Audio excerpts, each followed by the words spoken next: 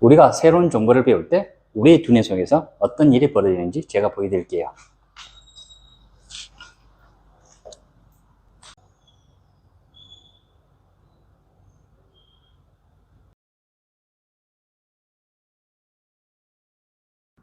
제가 세 가지 관점을 말씀드릴게요. 이 세 가지 관점을 이해하면 여러분들이 단어를 배울 때 얼마나 잘 그리고 얼마나 오랫동안 기억할 수 있는지 스스로 이해할 수 있습니다. 첫 번째, 이해 정도입니다. 단어의 사전적 의미는 1차적 이해를 돕기 위한 단계에 불과합니다.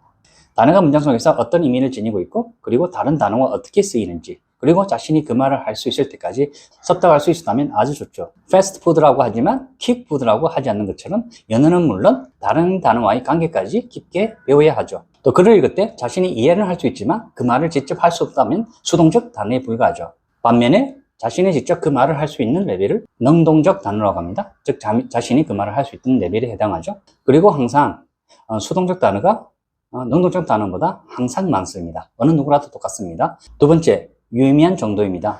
자신이 배우는 단어가 자신과 얼마나 밀접하게 관련이 되어 있느냐의 문제입니다. 시중에서 1시간 만에 100개의 단어 배우기 또는 200개 단어 외우기. 아주 거창한 비법인 것 같지만 한 가지 단점이 있습니다. 불변의 진리가 있습니다.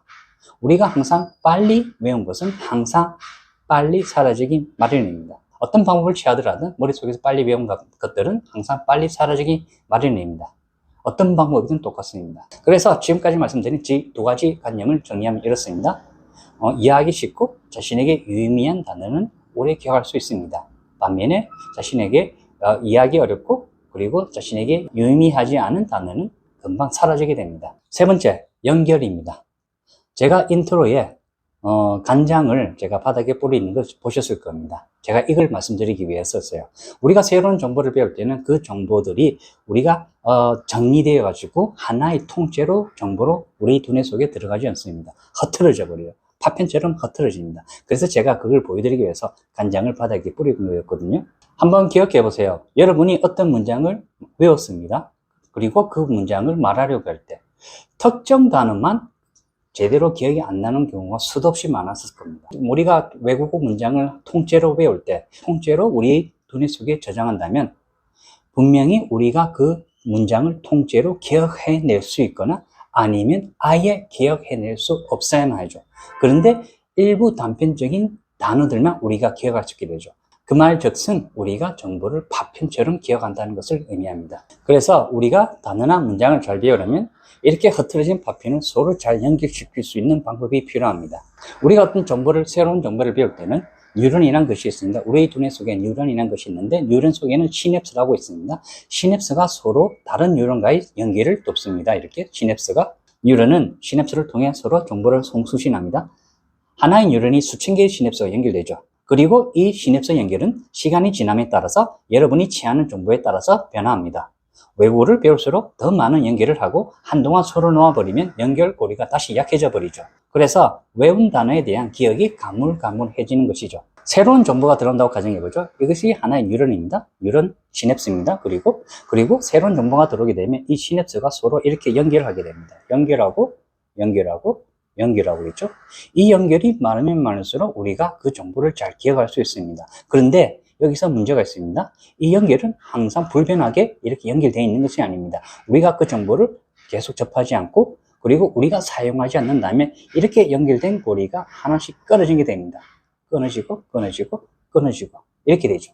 미리 연결이 형성된 고리에서는 어느 하나만 자극을 받아도 다른 뉴런들도 반응하고 점화합니다. 연결된 고리 안에 뉴런이 많으면 많을수록 점화가 더 쉽게 일어나고 정보를 더 잘 찾아내거나 사용할 수 있게 되죠. 단어를 빨리 배우려면 위 세 가지 조건이 전부 충족되어야만 합니다. 즉 자신에게 흥미롭고 유의미한 매체로 공부하고 연결고리를 많이 가지기 위해서는 어마어마한 인풋을 해야 합니다. 많이 듣기와 정독, 다독이 있죠. 단순히 단어장으로 사전적 의미만을 공부하는 것은 의미가 없습니다. 왜냐하면 곧 사라질 기억의 단편이 될 뿐이기 때문이죠. 단어를 빨리 배우려면 단어 중심이 아니라 스토리 중심이 되어야 됩니다. 스토리 속에서 단어를 공부해 가야 되는 거죠. 이렇게 하게 되면 이해하는 정도를 높이면서 그리고 자신에게 더 유의미하게 배울 수 있죠. 그리고 그 이야기 속에서 연결고리를 더 많이 가질 수 있습니다. 한 시간에 단어 100개 외우기는 가능하지만 오래가지 못합니다. 금방 잊어버리게 되죠. 누구라도 똑같습니다. 연결고리가 없기 때문입니다. 그리고 직접적으로 자신에게 유의미하지 않기 때문이죠. 아이러니한 것은 만약 그렇게 강제적으로 암기하는 방법을 100번 했다고 가정해보죠. 100번 하게 되면 충분히 다 암기할 수 있을 거라고 생각하시죠? 아닙니다. 오히려 약화됩니다. 기억의 재현을 약화시킨다는 아이러니한 단점이 있습니다. 반면에 책 읽거나 오디오를 들으면서 텍스트를 보는 것은 하루만 해도 수백 개의 단어를 배울 수 있습니다. 물론 이전에 배웠지만 잊어버린 단어를 포함해서 말이죠. 1시간 100개를 외우는 방법보다 훨씬 더 많은 단어를 암기하는 방법에 해당합니다. 그러나 이 방법 역시도 잊게 되죠.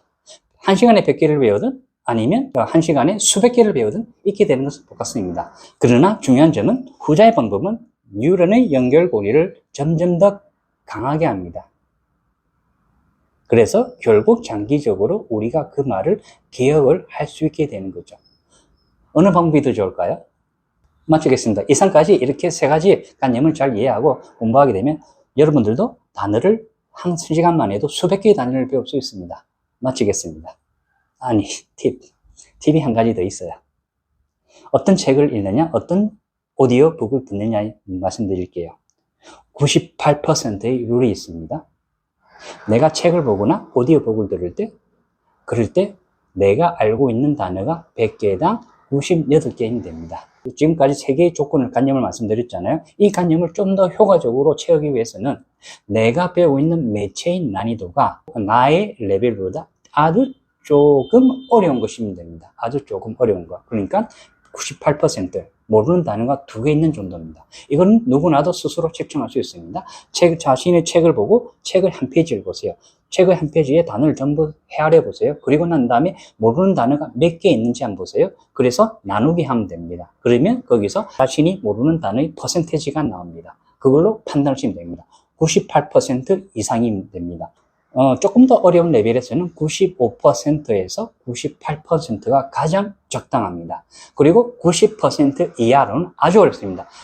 그런 분들이라면 그 교재를 바꿔야 됩니다. 그 매체를 바꿔야 됩니다. 어려운 단계니까요.